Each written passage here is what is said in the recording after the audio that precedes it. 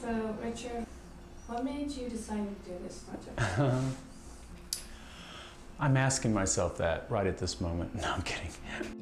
Let me go.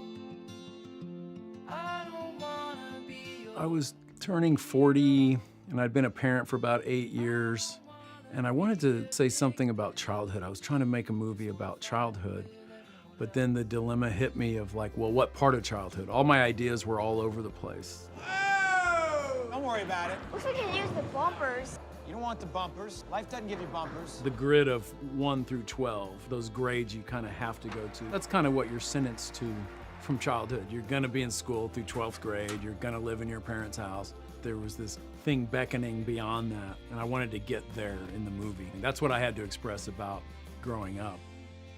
Finally, I just had this one big idea. We'll just get the same cast and we'll film a little bit each year. Like, could you do that? Would that work as a movie? I met a lot of kids back then, and Eller, he seemed the most thoughtful in a way, a little ethereal. I liked the way his mind worked. He wasn't even reading yet at that age, but I liked his taste and how he was kind of processing. We were sort of a family, you know, he was like the son I never had. He was maturing along with my own daughter, Lorelei. They were like siblings in a way. Eller, throw a stuffed animal the way you do. Is it fun having a little brother? Well, yes. But I like being an only child better. Describe Eller. Well, he's interesting.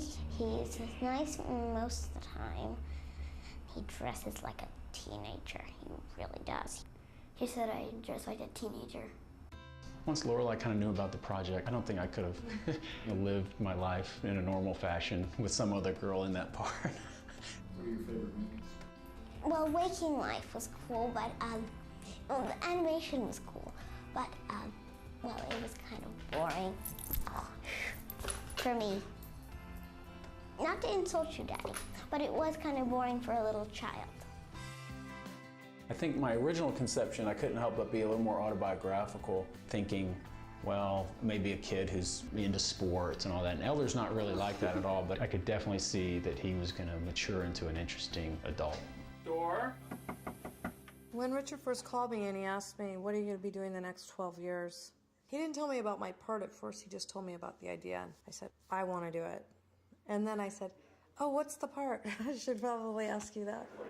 There's my mom in the movie, and then there's her son in real life. But it's supposed to be me.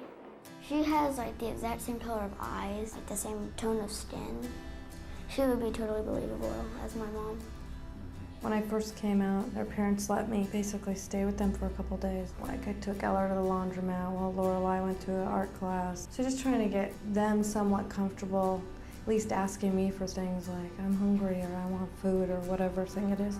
She haunts a toilet? And they were so cute. It's so sweet. We did so many art projects. We painted the walls of stories that they liked. His bunk had some and her bunk had another, and we were painting over them. Just the layers of us that were in everything. What if after we move, Dad's trying to find us and he can't? Oh, that won't be a problem.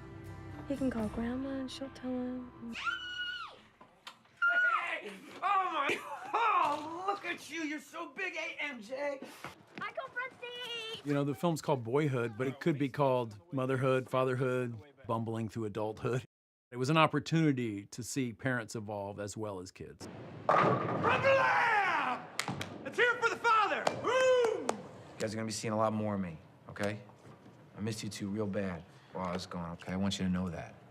I just needed to take some time. It's kind of a simple idea, really, to watch time work through a film, but it's so impractical on a production level. Are you gonna let it grow? Next year, I'm thinking your contrast is better. The shorter it is, then it's long. It'll seem like, ooh, a lot of time has gone by. You know, to shoot 3 days, you still have to cast and get locations and get a crew and rent equipment. And each time it was like its own film. Action! I got lucky that IFC Productions, who funded my last 2 films, liked the idea. It's low budget enough. I mean, they're giving me just enough every year, but do it professionally. It's very important that we're shooting in 35 millimeter. I want the film to look like one film, almost to be seamlessly dissolving from one year into the next, just people subtly aging. So I had to shoot that on film. I think if I would have done it high def or any of the current technologies, it would be very dated visually. I mean, he didn't even ask. He just cut it. Now I can see your pretty eyes and your foxy face. Do you think that being raised by a single mom has affected you?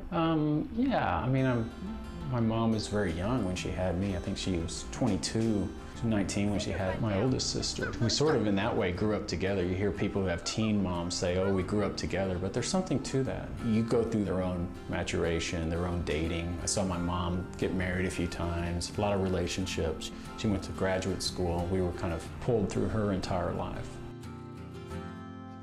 When I was a young adolescent male, there was this growing sexual awareness, you know, all this pressure starts. What about you, Mason? Have you ever gotten any?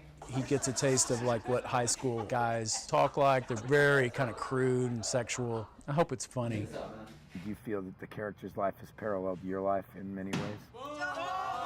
People ask me that a lot, and not particularly. It's a pretty different character. Okay. I mean, there are certain aspects, you know, there's teen angst, there's drugs, there's sex, what everyone goes through, but like on a more personal level, I think it's more similar, if anything, to Rick's childhood. Have you been?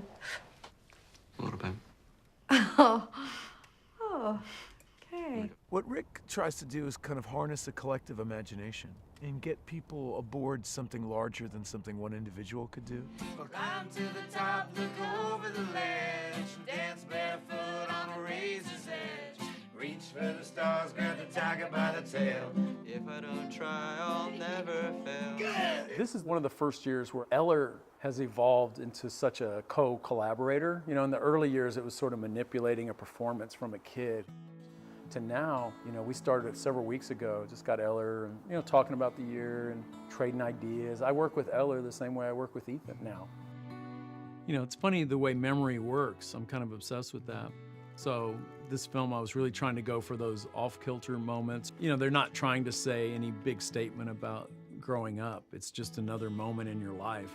There's a lot of drama in and around, but to varying degrees. What's dramatic, what's not dramatic, what's banal, what's poetry. Who do you want to be, Mason? What do you want to do? All of the areas that we are unaware of, all of the things we miss, how we think these big moments are life, when I graduate, when I get married. But really, maybe life is the moments in between those big moments. I love you, babe. So proud of you. To Mason. You did a great job with both of them. I never thought I'd hear you say that. Well, it's true. Thank you. When he goes away to school, there's a part of her, I think, that thought her life was gonna begin once her kids grew up. Mom. You know what I'm realizing? My life is just gonna go like that. This series of milestones. Sending you off to college. You know what's next? Huh? It's my fucking funeral! She's not even aware enough to be able to say, I just don't know who I am when I'm not a mom. Her last baby goes. I think it totally freaks her out. What do you think you'll be doing 12 years from now? No idea. I suppose everybody wants to know what everybody's doing 12 years from now. It's not important to know that far ahead, just like in life. How boring it would be if you knew the day and time of your own death or something. I mean, I've had 12 years to think about the notion of, well, where does growing up end and where does aging start? You know, if you ask anyone, like even our title, Boyhood, I was like, well, where does Boyhood end? Is there a year that you're no longer, you know, it's like, what does that mean?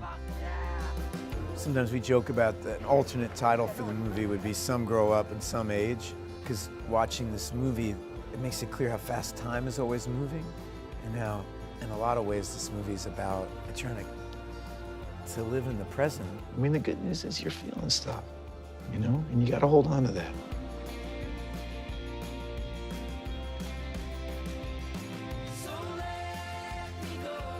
Down a little, Eller, back to 40. That's a picture finish on Eller.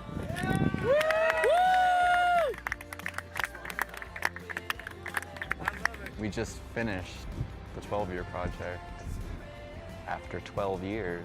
I feel like I've taken it for granted for a long time, just this project and being able to work on it, just because I don't remember life without it. So it's just been such an integral part of everything that I have forgotten to appreciate it, I think, for a lot of the time, and I feel kind of remorseful. It's almost perfect because that's exactly kind of the message that the movie closes on, is throw yourself into the moment. So maybe that's what I've learned most of all. I don't know. It's been a hell of an experience.